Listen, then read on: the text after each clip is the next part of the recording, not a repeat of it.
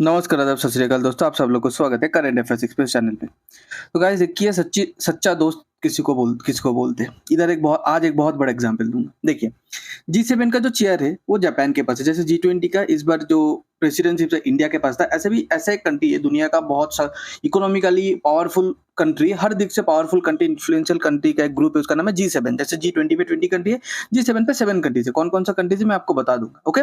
G7 का जो presidentship चल रहा है अभी जापान के पास चल रहा है। उसके बाद नेक्स्ट ईयर वो इटली के पास जाएगा। पर देखिए, कनाडा हर मंच पे अपना सपोर्ट जुटाने की कोशिश कर रहे हैं। यूएस के अलावा उसको कोई वैल्यू नहीं दे रहा है और यूएस भी दे रहा है क्योंकि उसका पड़ोसी है। ओके, तो जो भी है, तो देखिए G7 जब कनाडा ने जापान को बोला कि मुझे सपोर्ट करो, इंडिया के खिलाफ जाओ, कुछ बयान दो, स्टेटमेंट दो, ताकि अगर कनाडा का पल्ला भारी हो ये निज्जर वाले मुद्दे पे, ठीक है? जापान ने सीधा मना कर दिया, रिफ्यूज कर दिया कि हम लोग तुम्हारे पास कोई एविडेंस नहीं है। फर्स्ट ऑफ ऑल इंडिया के खिलाफ जाएंगे नहीं, ऊपर से तुम्हारे पास कोई एविडेंस नहीं है, तुमको तो सपोर्ट हम लोग करने वाले हैं नहीं। अब ये सब चीज़ कहाँ हुआ? ये सब चीज़ एक्चुअली हुआ G7 मीटिंग पे जापान को ये कनाडा ने ये बोला, पर जापान ने ना बोल दिया। पर बाद में सोचा गया था कि जब क्वाड का मीटिंग होगा, G7 के बाद क्वाड का भी मीटिंग हुआ। क्वाड में ये चारों कंट्री आता है, इंडिया, ऑस्ट्रेलिया, जापान, यूएसए, ठीक है? तो ये चारों कंट्री में आप देखेंगे कि जो जापान है, जापान इंडिया के साथ बहुत मुद्दे में बात किए, पर कनाडा का रिक्वेस्ट जापान ने सीधा-सीधा ठुकरा दिया।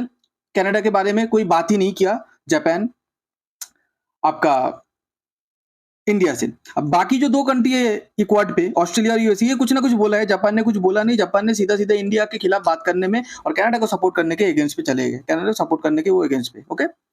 उसके बाद देखिए इंडिया और कनाडा जो चल रहा है उसमें एक बहुत बड़ी न्यूज़ निकल कर आई। यूएस का जो एनवॉय है उसने क्या बोला है कि जस्टिन ट्रूडो को एक इंटेलिजेंस मिला था फाइव आइज की तरफ से। फाइव आइज ग्रुप जिसको पता नहीं है, डिस्क्रिप्शन पे लिंक दे दूंगा, मेरा वीडियो देख लीजिएगा। फाइव आइज ग्रुप क्या होता है आप लोगों को पूरा चीज क्लियर हो जाएगा। तो फाइव आइज से मतलब जब कनाडा ने जब पब्लिकली एलिगेशन लगाया था इंडिया के ऊपर, उसके पहले फाइव आइज की तरफ से कनाडा को थोड़ा इंटेलिजेंस मिला था। यूएसए ने ही इंटेलिजेंस दिया था, फाइव आइज ग्रुप ने इंटेलिजेंस दिया था। अब वो इंटेलिजेंस पे ये नहीं बताया था फाइव आइज ग्रुप की इसके पीछे इंडिया का हाथ है। वो इंटेलिजेंस को तोड़ के मरोड़ के, मतलब उसमें ऐड करके, मसाला ऐड करके उसको प्रेजेंट किया गया है। कनाडा ने प्रेजेंट किया पार्लियामेंट पर, ये बोला फाइव आइज से हम लोग को इंटेलिजेंस मिला था। फाइव आइज डायरेक्टली नहीं बोला था, इसके पीछे इंडिया का हाथ है और इंडिया को आप पब्लिकली एलिगेशन लगाओ, कंडेम करो, ओके? उसके बाद देखिए यूएसए ने क्या बोला। यूएसए बोला है कि deeply concern about allegation raised by Canadian PM against India. USA का पड़ोसी है, यूएसए थोड़ा बहुत बाउंड्री क्रॉस कंप्लीटली नहीं किया, पर करने का अप्रोच कर रहा है। आशा करते उसके पहले यूएसए का जो थिंक टैंक है यूएस गवर्नमेंट को रोक देगा कि इंडिया के अगेंस्ट पे मत जाओ। इंडिया के अगेंस्ट पे जाएगा तो यूएसए सबसे गंदा फंसेगा। इवन कि जो बाइडेन ये इलेक्शन हार भी सकता है।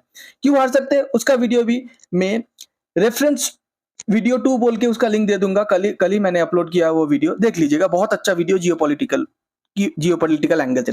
ऑस्ट्रेलिया भी बोला है थोड़ा हम लोग डीपली कंसर्न, इंडिया का सीनियर से बात कर लिए और ज्यादा मैटर को हाईलाइट नहीं किया।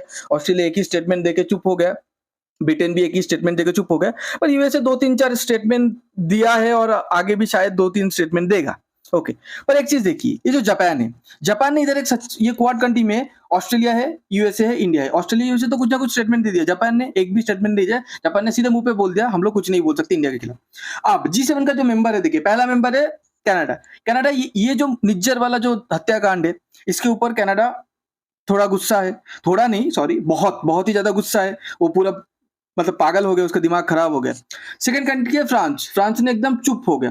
फ्रांस, बाकी सब कंट्री यही देख रहा है कि जापान एक G7 का जो प्रेसिडेंट है इस साल, वो जब चुप है, हम लोग क्यों अपना टांग अड़ाने जाए? और जापान और जर्मनी, इन लोग तो लाइक नॉन इंग्लिश कंट्री, इन लोग लैंग्वेज इंग्लिश भी नहीं है, तो इन लोग क्यों, उन लोग के साथ, इन लोग का कल्चर भी नहीं मिलता। अमेरिका, जैसे अमेरिका कनाडा का मिलता है, तो अमेरिका कनाडा एक अलग कल्चर हो जाता है, जापान जर्मनी इन लोग अलग कल्चर हो जाते हैं, ओके? जो भी है, तो फ्रांस भी चुप है इसमें। जो थर्ड कंट्री जर्मनी है वो भी चुप है। G7 का कंट्री की बात कर रहा हूँ, ओके? वो भी चुप है। फिर इटली भी पूरा ये मुद्दे पे चुप है। उसके बाद जापान ने तो चुप तो है, जापान ने सीधा रिफ्यूज कर दिया, मना कर दिया, नहीं बात करेंगे इंडिया के खिलाफ और तुम्हारे अगेंस्ट पे। यूके ने पहले एक बयान दिया था, उसके बाद जब यूके को फिर जस्टिन ट्रूडो ने प्रेशर किया कि तुम और एक स्टेप आगे जाओ, जाके उन लोग इंडिया के साथ जो भी ट्रेड के लिए जो बातरा चल रहा है, free trade talk, okay, free trade agreement और ट्रेड टॉक, वो भी बंद कर दो। एक स्टेटमेंट दिया है पहले, उसके बाद यूके भी कंप्लीटली रिफ्यूज कर दिया, हम लोग तो ट्रेड टॉक बंद नहीं करेंगे, इंडिया के साथ रिलेशन खराब नहीं करेंगे। यह है यूके का। उसके बाद अमेरिका जो सबको वो सोचा है वर्ल्ड का ये बाप है, पर कोई इसको अभी मानता नहीं है। वो बोला है वी आर कंसर्न, हम लोग थोड़ा कंसर्न है, ठीक है।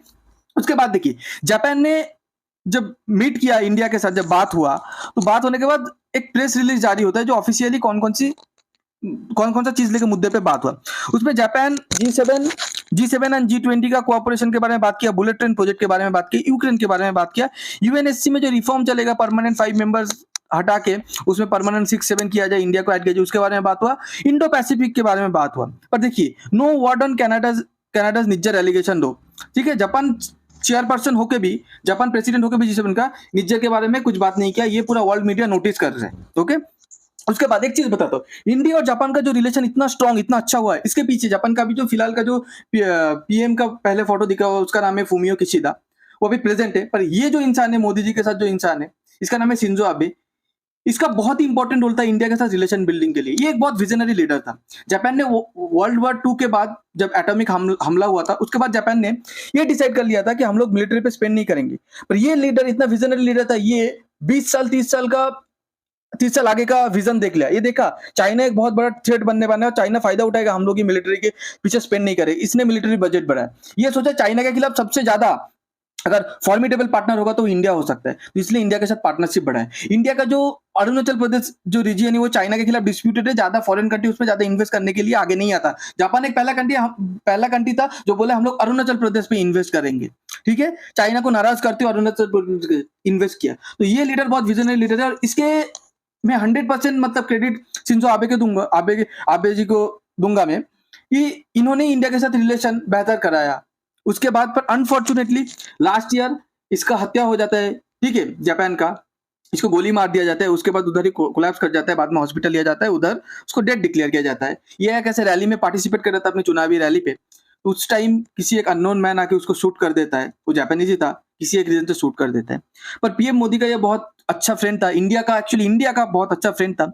और पीएम मोदी टोक्यो पे विजिट भी किया था शिंजो आबे का फ्यूनरल के लिए, और बोला भी था अब एक बहुत ही अच्छा दोस्त, डियर फ्रेंड और great champion of India Japan friendship, India Japan के फ्रेंडशिप में सही में एक बहुत बड़ा चैंपियन था ये, ठीक है। इन्होंने ही नींव रखा, ओके। तो पीएम मोदी का भी बहुत अच्छा दोस्त था। तो यही है आज के अपडेट पे। आपको अगर ये अच्छा लगता है तो प्लीज शेयर कीजिए, लाइक कीजिए, सब्सक्राइब कीजिए। और आपको ये जापान के बिहेवियर के बारे में, बाकी कंट्री का रिस्पॉन्स के बारे में आप लोग क्या सोचते हैं, कमेंट पे बताइए। फिर मिलेंगे हम लोग, तब तक अपना ख्याल रखिएगा। Good bye.